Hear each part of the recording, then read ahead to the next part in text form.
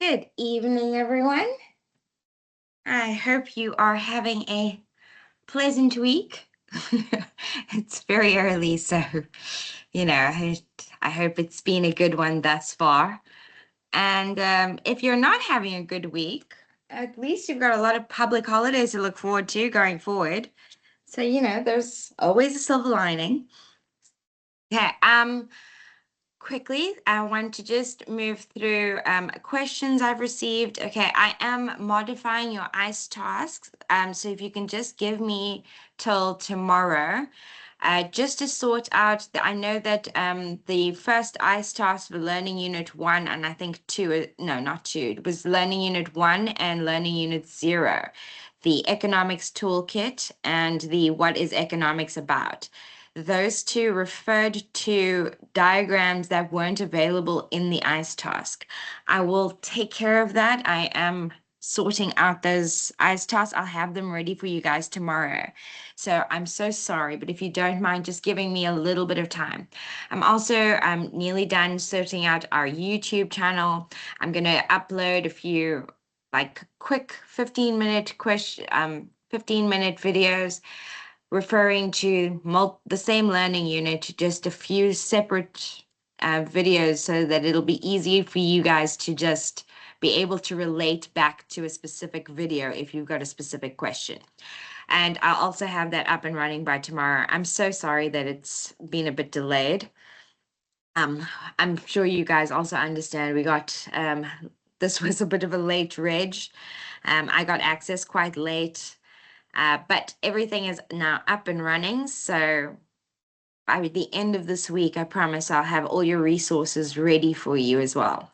The questions that I have received were relating to your assignments. So I have prepped for that this evening. If you guys have any questions that like pop up as we go through the work, please let me know. Yeah, we will be covering the 3 learning units that you will be needing for the assignment, and I'm going to give you a little bit of an overview as well. just so that we are covering all the most important work.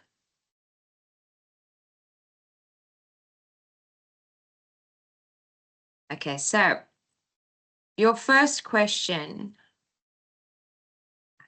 covered up my controls, okay. So your first question relates to marginal utility. So marginal utility, very simply, is just the additional satisfaction you receive from consuming an additional unit of a product. So we have two measures of utility, and utility is essentially customer satisfaction. So we have total utility and we have marginal utility. Marginal utility relates to only one additional unit being consumed, and total utility relates to the total satisfaction you feel from having consumed as many units as you have consumed. Okay, so if you've consumed, so we will actually look at this here in a graph. So essentially what happens is that marginal utility has a diminishing law that supports it. So in other words, when you first consume something for the first time and you've been craving it, like a burger, the first burger you consume is just delicious. It's perfect. It's everything you wanted, and you get a maximum level of satisfaction. So let's just take one product here. Let's look at the marginal utility of X. And in this case, let's make X our burger. So our first burger, oh goodness, that's a lot of burgers. Okay, nonetheless, okay, we spent only 1 unit of money, but we received maximum level of satisfaction. But by the second burger, you're receiving less satisfaction.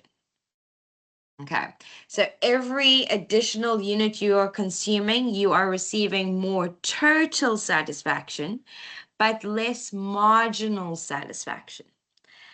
So you are going to be happier about the second burger than you were after the first one, especially if they're rave burgers and you're quite hungry. But the first burger is the one that really satisfies your hunger for that Steers burger.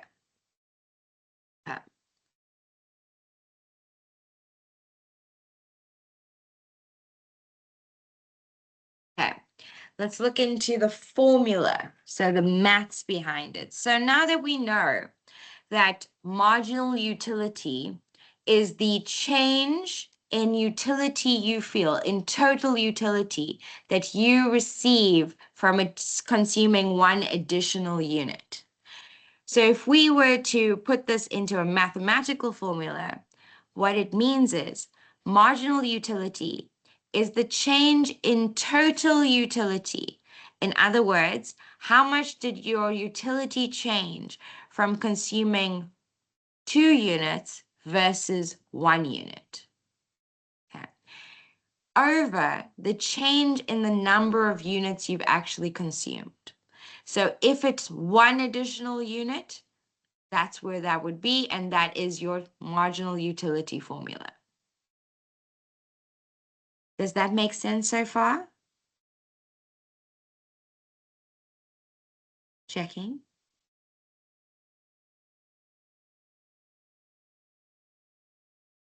Thank you so much, Andre. I love it. Okay. Thank you, Jolene. Okay, so with me. Okay, so now, before I go any further into the budget line, which is question, I think it's 1.2, let's look at what they were asking for in your assignment. Okay, so I've obviously not given your exact assignment question, but I've tried to replicate something similar so that you guys can get the understanding, and you can use exactly the same method to complete your assignment. Okay, so this MU over here is the marginal utility of hot dogs. Units in this case are the number of hot dogs that you are consuming, or soft drinks, depending on where you are on the table. This TU is the total utility you receive from consuming all the hot dogs over here. The marginal utility of hot dogs divided by the price of your hot dogs is what is expected in this column over here. Then we continue because just like the PPC, in order for you to measure a household's choice of product, we use two products, okay?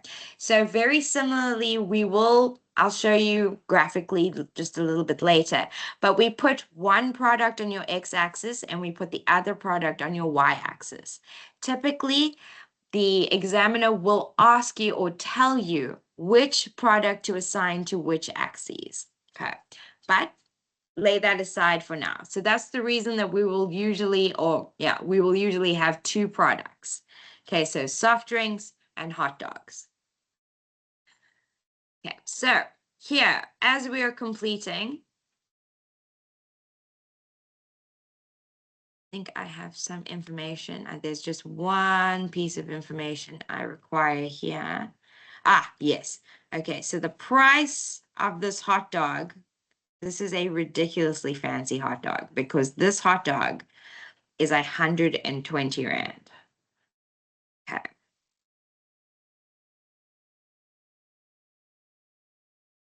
And your soft drinks are 20 Rand. Okay. So here what we have is they ask you to complete a table. Okay, so you have to understand the underlying relationship between these variables in order to complete the table. But they also have helped you by providing you with an answer to at least one column. So even if you're not sure about the formula, you could, by understanding the principle of marginal utility, you could actually figure your way through the logic. Okay, so let's do that because it's important that your mind be able to solve this type of question, whether it's asked now or asked in an exam. And it's important to train your brain to sort of find the pathways to a solution. So here, we're sitting with point A. So they want you to answer, what is this? Just see if I can. Okay, so they want you to answer what is A. Now, in your assignment, we have given you an assignment template.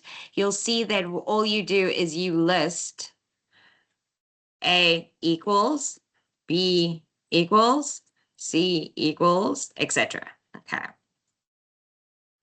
So here, when you are trying to solve this, it's essentially is an equation. You are looking for your marginal utility of hot dogs. In order to get that, you have to look at your total utility. Now, how has your total utility changed since you consumed 1 unit of hot dogs? Your total utility is now at 240.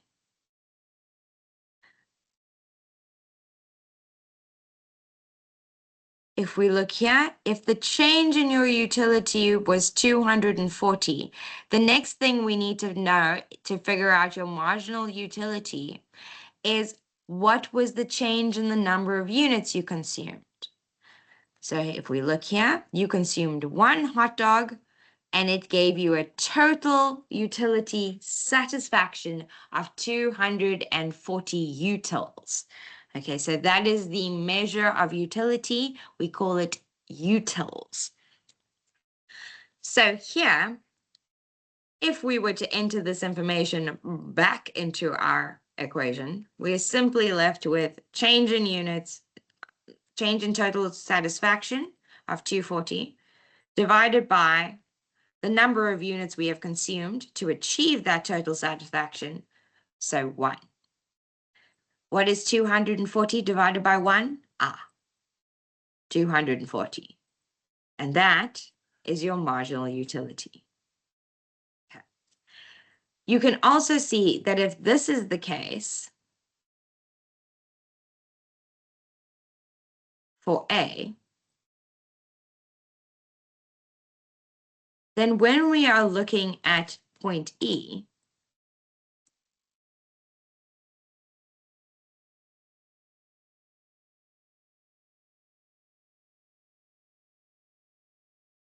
Here, E and H are very simple to complete. All right, E and F equals G equals. Okay, let's just.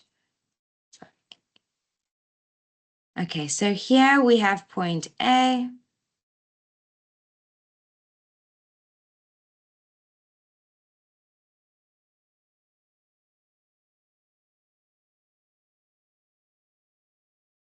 Here at point E, in order to figure out what point E is, all we have to do is reverse our formula. But I'm pretty sure you guys have figured this out already. If marginal utility was 240 at A, total utility after consuming 2 units would have to be the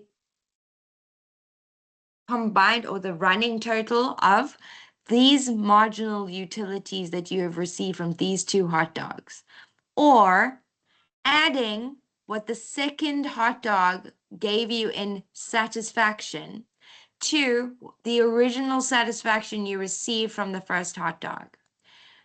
So that equation will now look slightly differently. Now we're trying to figure out what is total utility.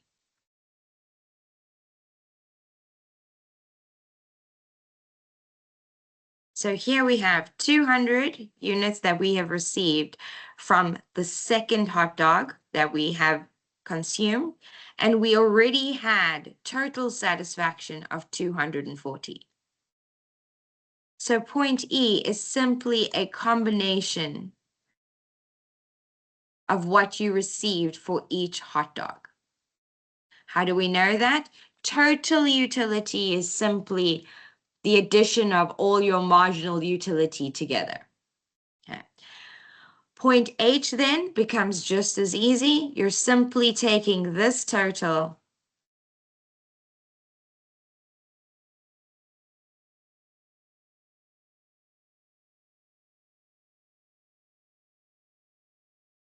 and adding the marginal utility you received from the last hot dog you consumed. Okay, as you can see, there is actually, let us put this in order.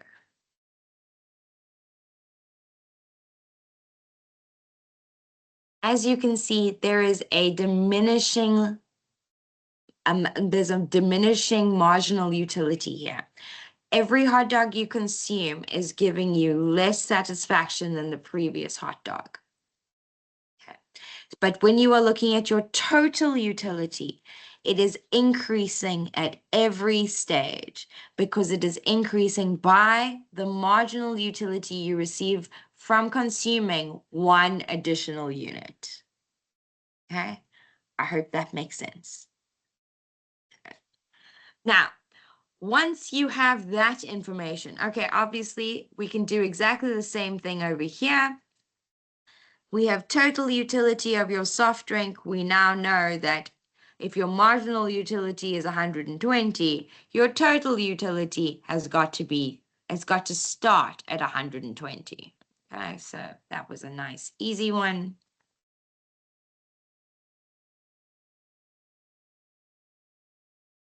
Okay. Now we get to the point where the prices become important. Okay, here we are asking at point B, what is the marginal utility of hot dogs that you received for the price of that hot dog? Okay, so you can see the division already. They've already given you the formula they want you to use. Obviously, it looks slightly different in your assignment. They have shortened and used abbreviations, but this is exactly what they're asking you. So you are simply going to take, for point B, the marginal utility you received from the hot dog divided by the price of the hot dog. Oh, sorry, hot dog.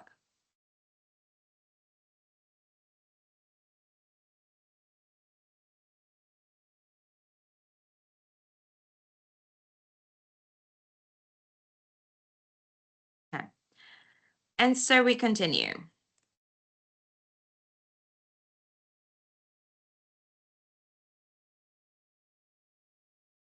Okay, at point F, again, we are asked, what is the marginal utility of hot dogs that you have consumed, and what was the price? Okay, can you see that from 240, which equals 2, here,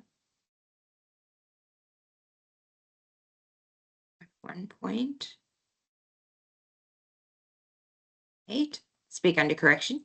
I will check that now.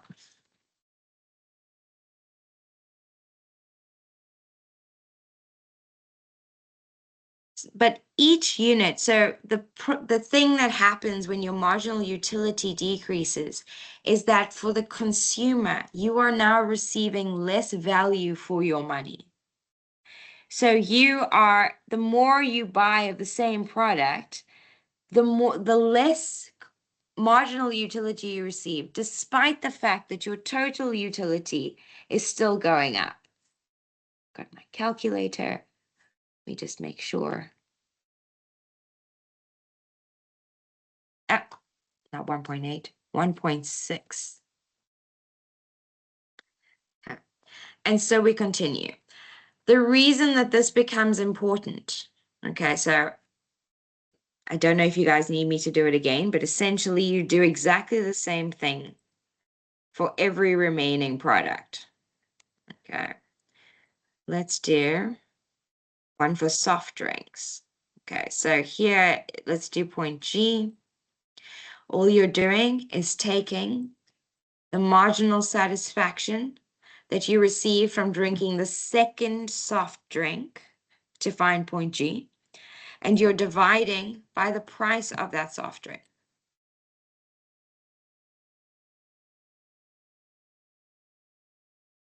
Okay.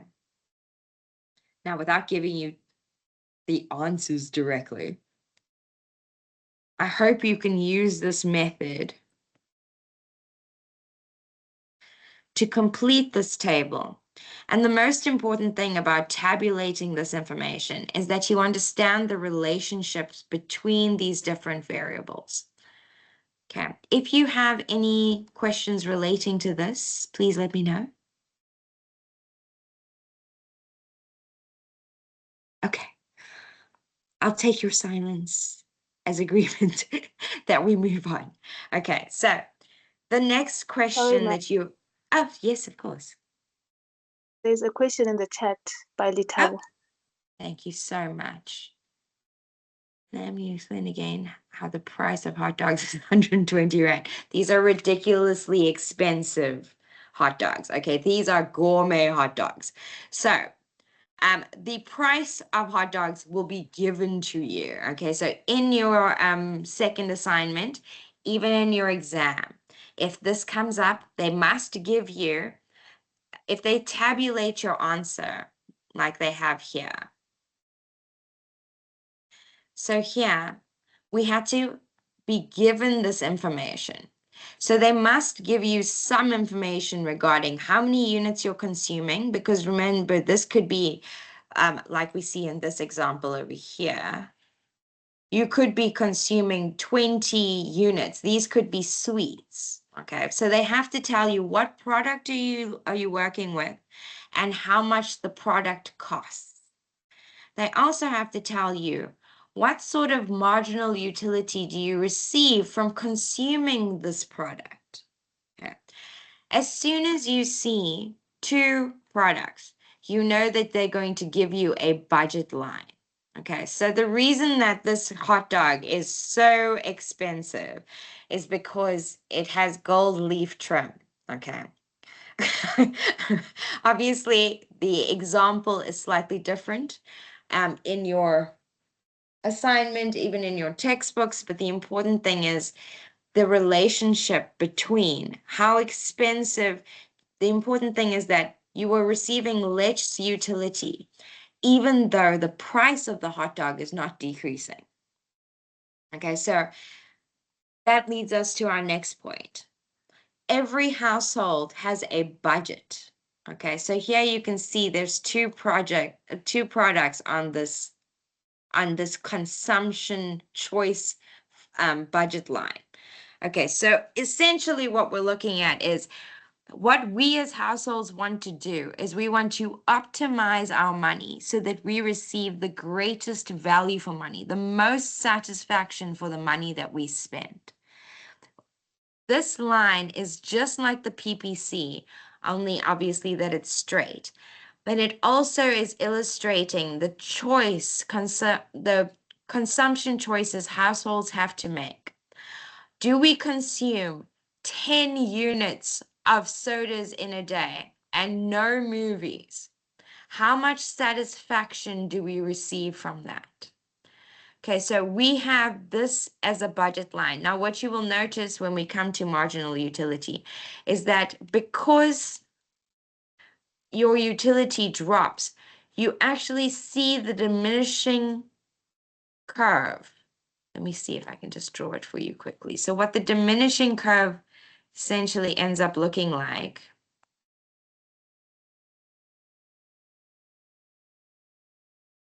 there's your y-axis, your x-axis, and what your marginal utility curve ends up looking like is this. You are receiving maximum satisfaction for this product at this level. Okay, this is maximum level of satisfaction. At this point, you are receiving the maximum level of satisfaction from this product. So here we have hot dogs. Oh, goodness. Let's not play these games. We have hot dogs and we have soft drinks. From the first, obviously, you at this point, you are consuming 1 unit. Okay, so you are receiving a maximum level of satisfaction from that first unit that you consume. And then as you consume more, you are actually receiving less marginal utility. But if you were to have your first hot dog and your first soft drink, that is where you as a person are receiving your maximum level of total satisfaction. So when we are looking at household choices, we have a budget that we have to stick to. So what ends up happening is that we have to make a choice of where our marginal satisfaction is going to sit. How much are we going to spend of each product in order to maximize our satisfaction? Okay, so this budget line is very important. Now, in your assessment, they gave you a scenario like this. Okay. What is the impact of a price change on the budget line? Now, the budget line is telling you how much of each product you can afford to purchase. So if the price of one good increases, so in this case, they're taking the price of hot dogs and they are doubling it, for example. Okay. If they were to double the number of the price of the hot dogs, what would happen is that your budget line would shift to the left. It would rotate inward. Why is that? You used to be able to afford all 3 hot dogs. But if they double the price of the hot dogs, you can now afford less. So if you are looking at your choices, you have now just moved from a point where you could receive this level of this product. Okay, so we're going to instead make these hot dogs. Okay, so you could have had 5 of these hot dogs. That's what you could afford. You could afford 5 hot dogs and 0 soda, or you could have 10 soft drinks and no hot dogs. So you as a person are trying to find out where on this line would I like to rest?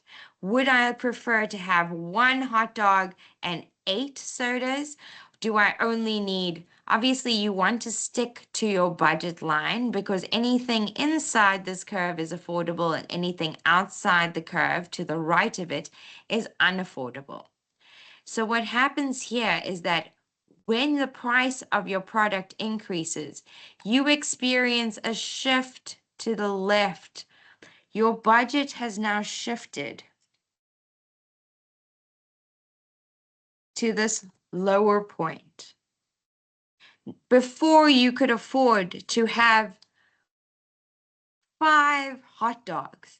Now, because the prices increase, you can only afford 2. Now your marginal satisfaction curve has to adjust as well. You're not receiving the same level of satisfaction you would have received if you had this amount of money.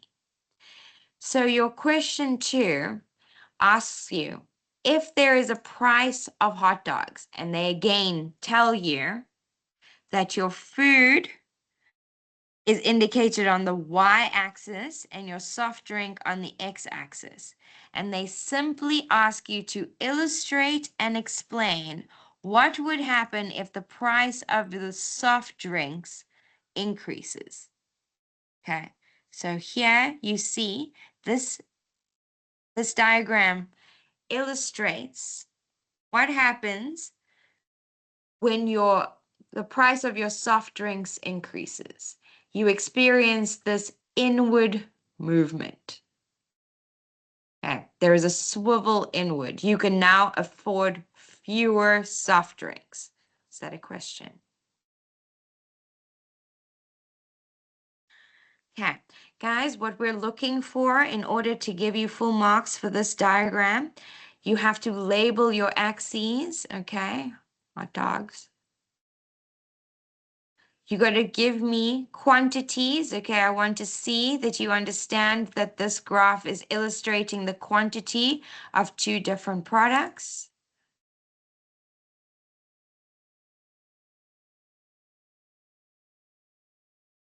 We want to see both curves. Yeah. And we want to see this change, this shift in quantity. Again, you are only shifting one. Why? The price of pizzas did not change at all. So, the price of hot dogs did not change at all. So you are not going to shift this. You can still afford exactly the same amount on your budget. Okay. Your explanation also needs to simply tell us what you've done in the graph. So what has happened to your budget line? Previously, you could afford this many hot dogs. Now you can still only afford, okay, so previously could afford, okay, previously.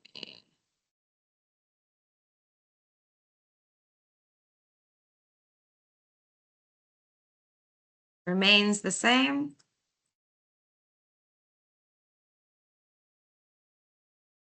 Now you've got to tell me soft drinks, price increase, swivel to the left, and you're going to tell me decrease in quantity. Obviously, you're not going to do it in point form. You're going to add a little bit of zhuzh, but this is what we're looking for. This is 5 marks easily for your graphs, showing me both your axes are correct, showing me a movement. The arrow shows me there's been a decrease in quantity and you've adjusted your budget line. Then you told me that nothing has changed for hot dogs. We still could afford exactly the same amount. Soft drink prices changed, which has caused a swivel to the left. This has caused a decrease in quantity. Okay. Guys, do you have any questions here? Okay, I will also make this whiteboard available to you. You can add additional things, make it a sort of library or just, something that you can refer back to quickly, it's always useful to have worked examples because they will obviously rely on a lot of calculations in the test and the exam. Sorry, of course, only the exam. Okay.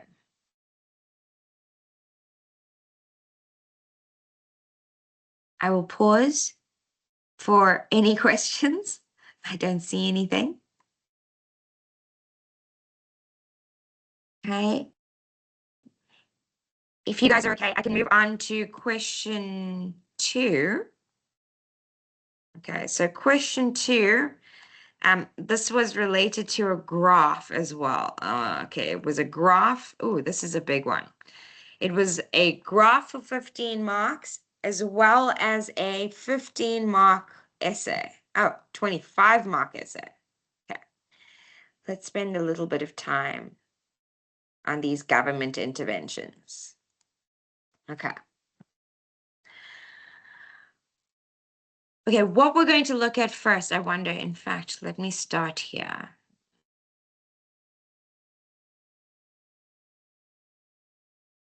This is a perfect example of what a government intervention looks like when they institute a price maximum.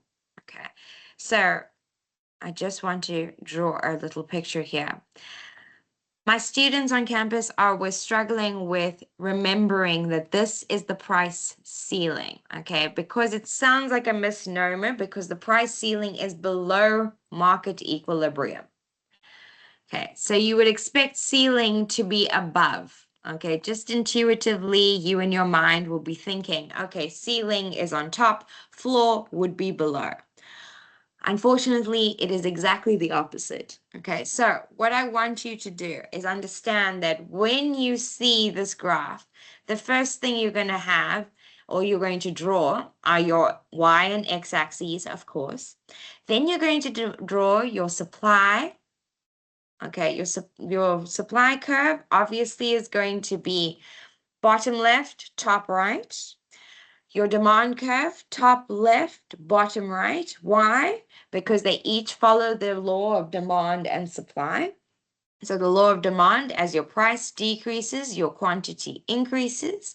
And with supply, as your price increases, so your quantity supplied increases. Okay, so we did cover this a little while ago, so I thought a bit of revision for this specific question would be necessary because it is such a big part of your second assignment.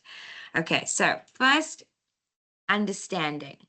What happens here is that naturally the market would have found an efficient level at point E. What this indicates is that at point E, we as the consumers agreed with the producers on the quantity and price which would be supplied to the market. We agreed to pay $600 and they agreed to supply 300 homes in this case. Okay. Then what happened is that government came in and said, I'm sorry, you cannot charge $600 for these houses. You must instead charge this level of 400. Okay. So now that has caused disequilibrium in the market. Okay. Now, as it relates to our specific example, what happened is that there was a 36% increase in the price of maize. That means that the price has risen from 110 Rand. I don't actually understand this math particularly well, but it didn't seem to play into it. So let's focus on the important thing. There was a 36% increase in the price of maize in that year. The price overall has risen from 110 Rand per ton to 5,450 Rand per ton. Additionally, in that year, we had a forecast of a 25% drop in quantity due to drought. Okay. These specific factors indicated that government needed to intervene. Why? The last and most important reason, because reason is worth 5 marks in your essay section. So why did government need to intervene? They were the most vulnerable members of the population. Okay. So low income earners are the people who are the ones who consume maize. So vulnerable. Okay. Because of that, this steep increase in price impacts the most vulnerable people in our society. Because of that, government says we must intervene.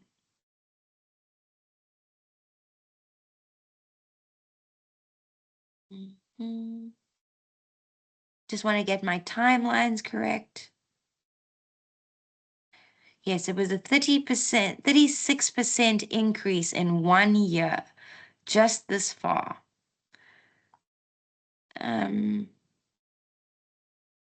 Goodness, yes. Okay.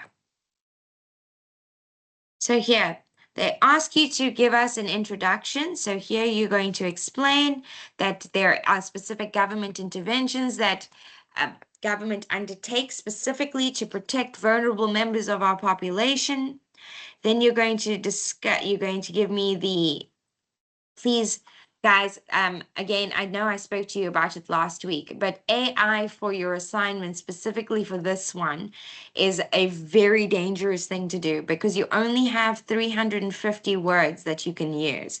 So you have to be quite concise and get to the point. So I would suggest, because it's only really 3 paragraphs, you can write that if you just understand what you're sort of aiming for. So your introduction, very simple. Just tell me, summarize the scenario that you're presented with. What are the factors that are most important? Okay, I've tried to highlight them here for you. So what has happened is that government has now got to intervene to protect people. When you're talking to me about the reasons, mention the fact that a lot of people obviously consume maize in our country. It is a staple. Therefore, it is very important the government steps in to prevent people from, suffering any hunger. Now, I've put them both here because I wanted to just illustrate again. A price floor is up here. Okay. A price ceiling is set down here. Now, how I'd like you to remember that is that I would say, show your little house. Okay. There's your roof. Okay. The tip of which would be your equilibrium. There's your roof. That would make this level your ceiling. Okay. So what do we have here? This price is set below price equilibrium. So the market naturally wanted to sell maize at this price and provide this quantity at QE. But government couldn't allow that because this price increase is way too high for the ordinary people on the streets. So government stepped in and they said, no, this is your price ceiling, which meant that no maize can be sold for above this price. So what happened? Because the price has now been reduced artificially, this is the quantity demanded by us, the people. Because at this price, we can afford to purchase more maize. I'm going to call this Q1. However, at this level, farmers are no longer making a profit, especially not into our local market. So they instead are going to supply Q2. which, as you can see, is much less than the quantity we as consumers are demanding. And this difference over here is now lost. Okay. So what government has come in and done is said, okay, we need to do something. We have to intervene to allow more people to have access to this grain. So they have pushed the price down from PE down to P1. Okay, you want to illustrate this. And in doing so, they have pushed the price to the right, allowing more people to demand this maize. Okay. The problem is what they've done is they've created a sorry, what's the word I'm looking for? A shortage. Okay, because now there's a massive difference in the quantity supplied and the quantity demanded. So the rationing effect that price normally takes in the market has now been subterfuged. Okay, there is an issue. It is now no longer efficient. The market is no longer dictating what is happening to price and quantity. Okay. Additionally, what happened, or perhaps preceding it, it's very hard to tell from this case study. I will actually query that, because they ask you to outline the reasons for setting a maximum price. They ask you to outline and analyze the potential outcomes of this maximum price. But here they only say after the fact that the production has decreased. Okay, a drop on the previous year. So now, in addition to this difficult situation we are currently in, they're telling us that the supply has further been constricted by a drought. Okay. It is absolutely the worst scenario that could befall us. Okay. We are now moving to S1. At S1, what has happened? Now,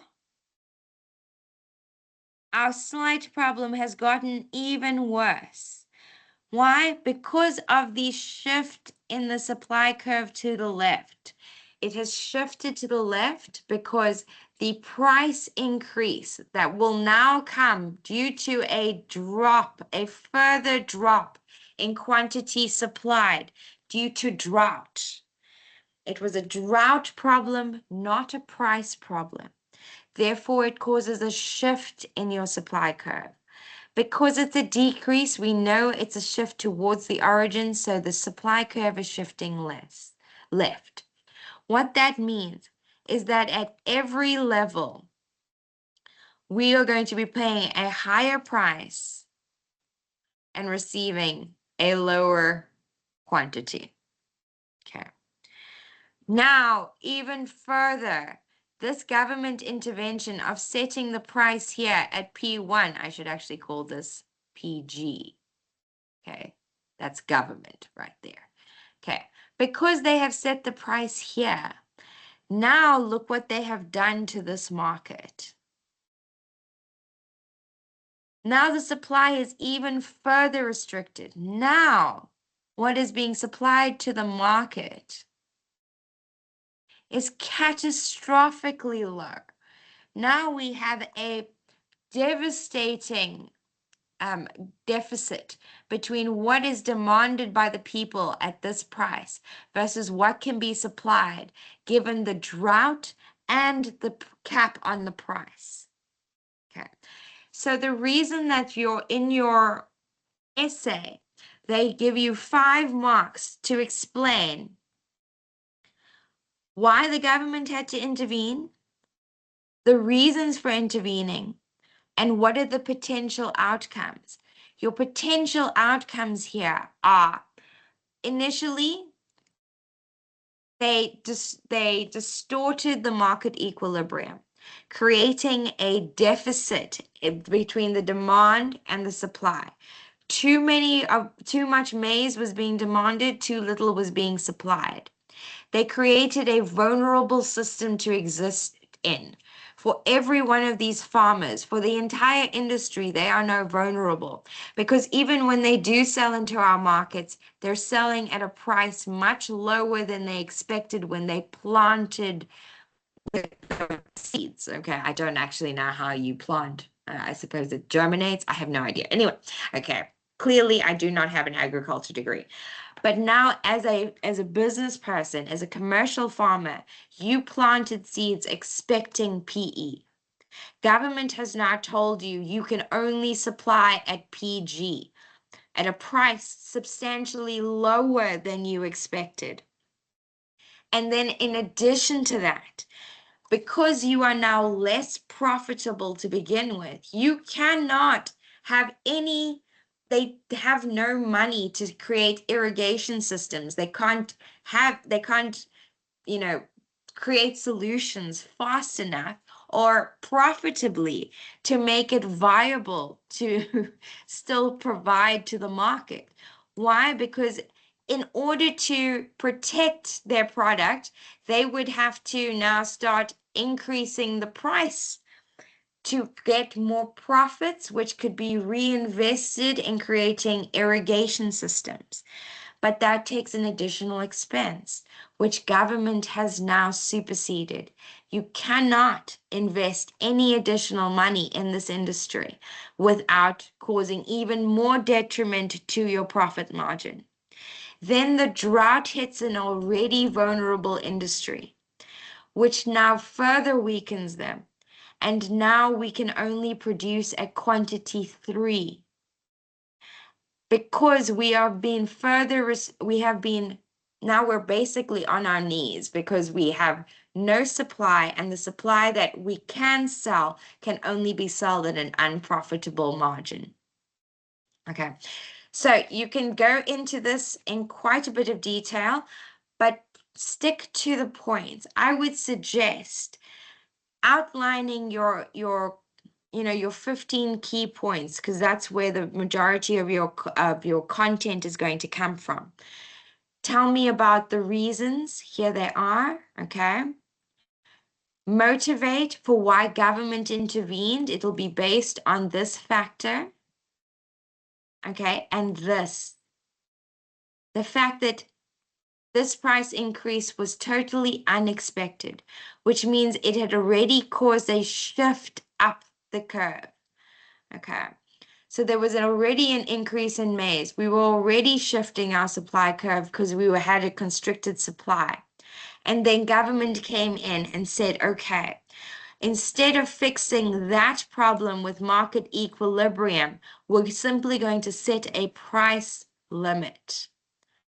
And in doing so, they made the whole industry very inefficient because now they cannot get the money that they have already invested in the soil returned to them, which means that it makes it more difficult to plant the next set of crops because now you know that you are already going to receive less than the market equilibrium price would have been set at. And what would naturally have happened with the constriction of supply, price would have naturally grown up here. It would have increased, because of course what producers often do, and the reason the government started intervening in the first place, is that as soon as they experience a price increase, so it becomes a dry season, droughts increase, they now need to increase their irrigation investments. They say, okay, it's going to cost us 2 million more. We're going to pass that cost off onto the consumer. So they would invest in it, and then we would end up paying for it. Obviously, we would be rewarded in the fact that we would have increased crop sizes in the future, which would then move the supply curve instead to the right, making everything cheaper and a higher quantity supplied. Our ideal scenario is when this happens. We have an unexpected shift in supply to the right. Technology does that for us. Technology shifts our supply to the right.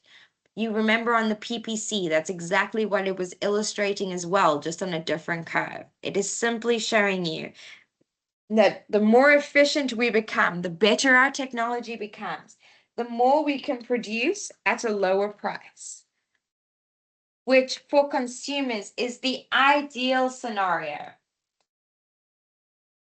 And because if we increase the quantity that we demand, our producers can actually start increasing their prices as well. Okay. Now, when we talk about price increasing, we're actually moving on to the next section, okay, which is question 3.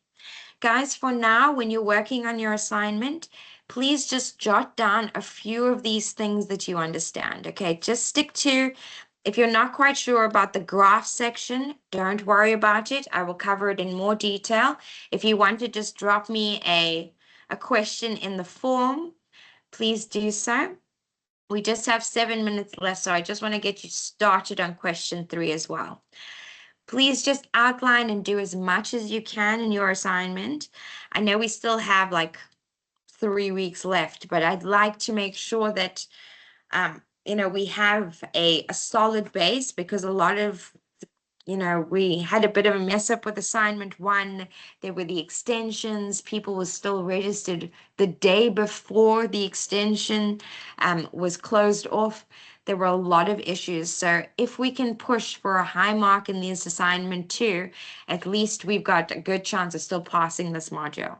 So I want to work very specifically and in a targeted fashion this time. I will explain the other things, but, incidentally, especially if you have a question, I will focus on it. But otherwise, I just want to make sure that you get a really good mark in the second assignment.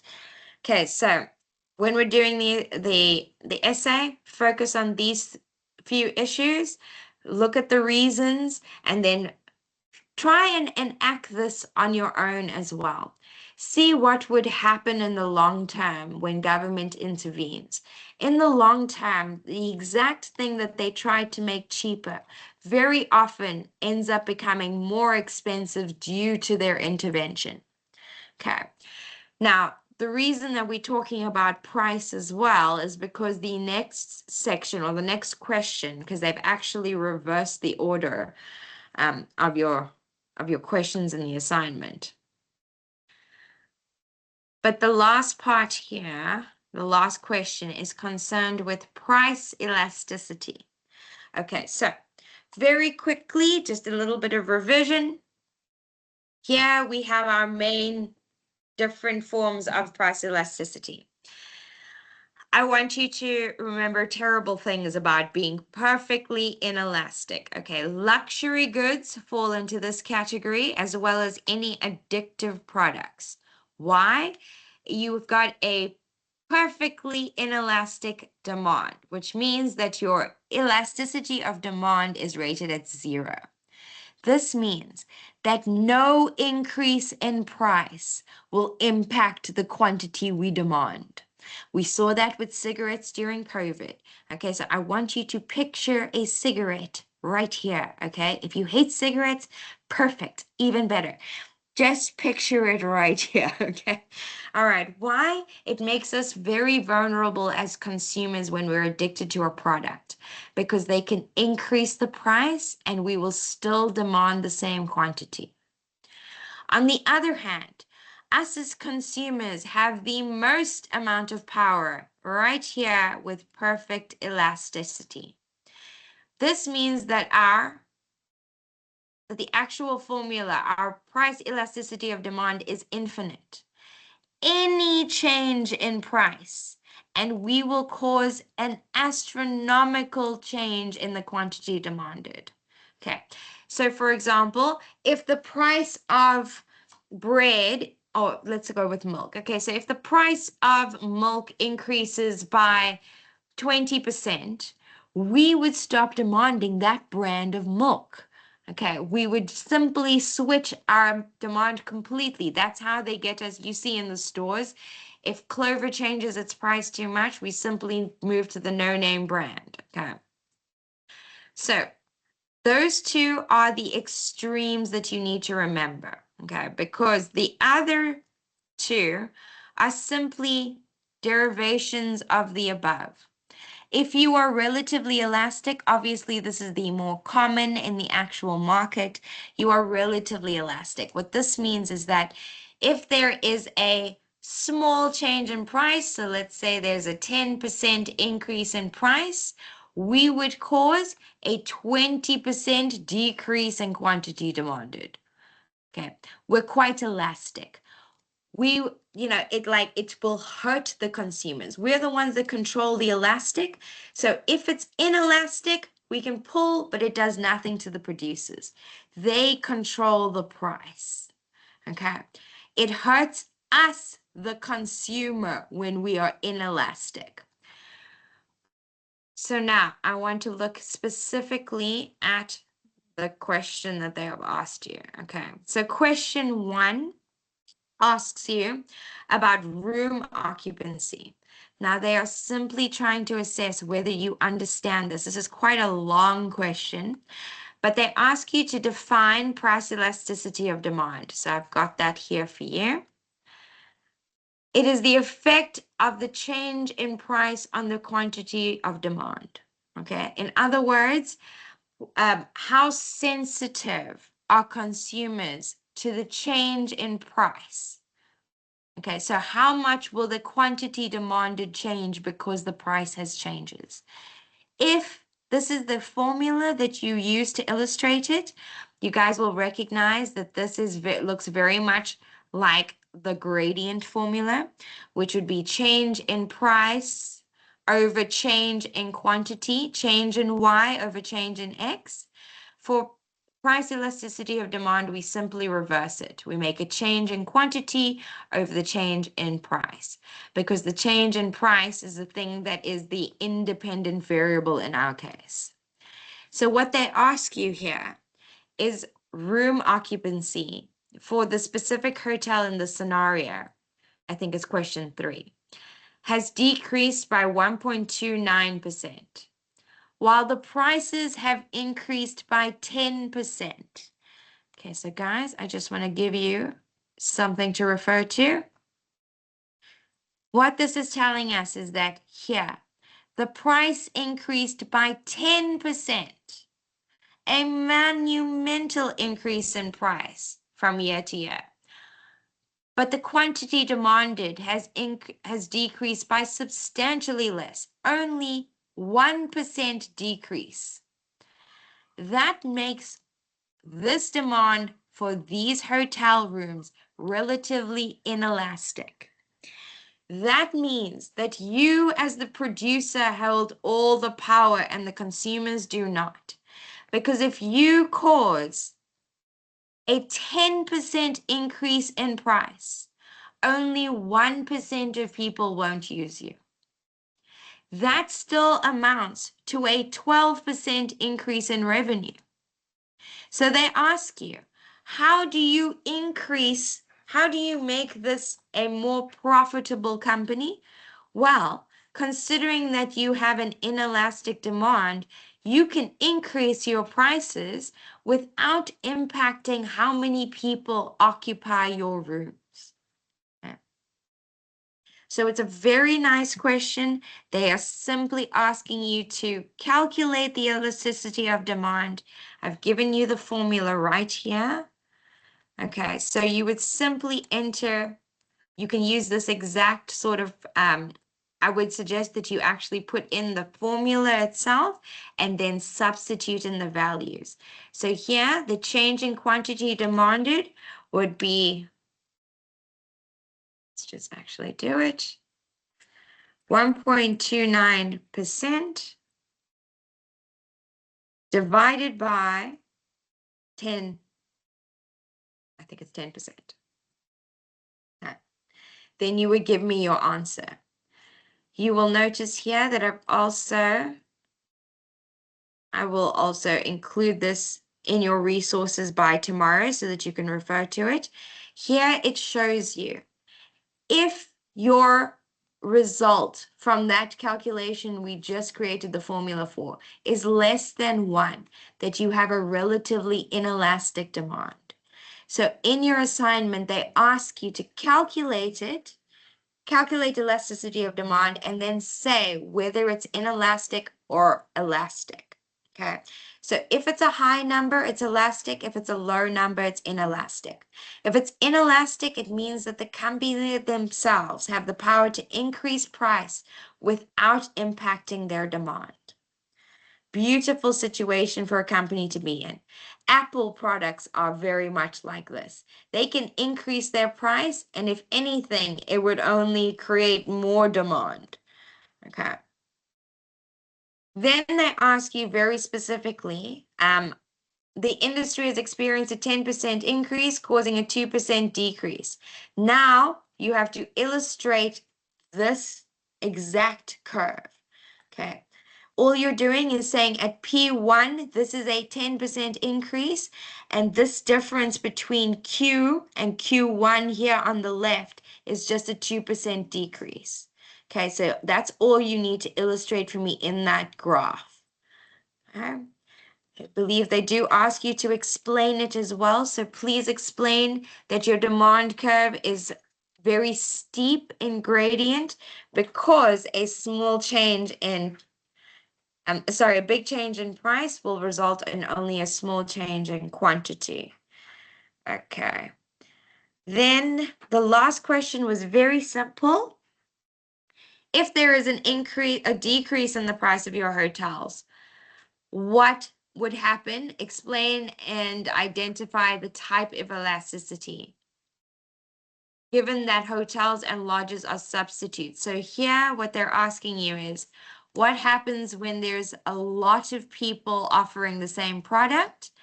Your demand becomes more elastic. Okay, so when they are asking for the graph, this is the one you're looking for. All right. I hope that gives you guys something to work on for the assignment. Your template is also uploaded. If you scroll right down to the bottom of your content section, here under formative 2, we've given you an assignment template to work from, so you don't have to worry about, the nitty-gritty behind indexes and your table of contents. And then you also have a YouTube video for guidance. Okay. I will also make these available to you. I'm just going to edit them, make them slightly shorter and more concise. And then I will also post them. I'll have our YouTube channel ready hopefully by tomorrow, but for the latest by the end of the week. Thank you guys so much for your patience. I promise I will, if you have any other issues, I will try and deal with them as quickly as possible. I have taken off tomorrow to make sure that I can get us back on track and make sure that we that you guys have all the information that you need. If you have any other queries, please feel free to drop me either a form response or an email, and I'll try and get back to you as quickly as possible. I have received a few requests for access to the recordings. It might take me a couple of hours, but I'll try to accept those requests as quickly as possible until we get the YouTube channel up and running this week. I don't know if you guys have any questions. I apologize for speaking your ear off, but I hope I covered everything you need for the second assignment. If you guys don't have any questions, then I will close off this evening on time. Thank you guys so much. Okay, I will definitely be looking at your results from your first assessments as well. I know there were still a few issues. Please, if you don't get a response from me, feel free to email me and pester me as much as you like. And then I have gotten in contact with Shanice as well, so I will follow up with her.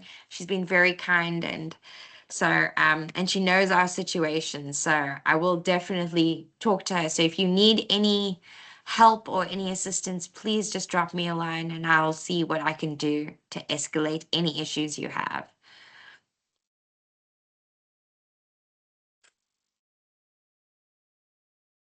Ah, thank you so much, Danella. Have a lovely evening, guys. Thank you so much for your time. I really appreciate it. And also, I will, in a couple of weeks, we're also launching like an investing trading game. I think it'll be quite useful for you guys because you know you guys you're already grown-ups and you're already probably investing or considering investing at the same time. So I think that'll be a really useful platform for us to also just apply a lot of these economics principles. So I'll send you guys a personal invite as my favorite students. And then I provide you with a lot of resources which you can use on your own trading journey going forward. So thank you guys so much for your time. And I promise we will still have a very exciting semester ahead, and I'm here to support you. Have a lovely evening, guys.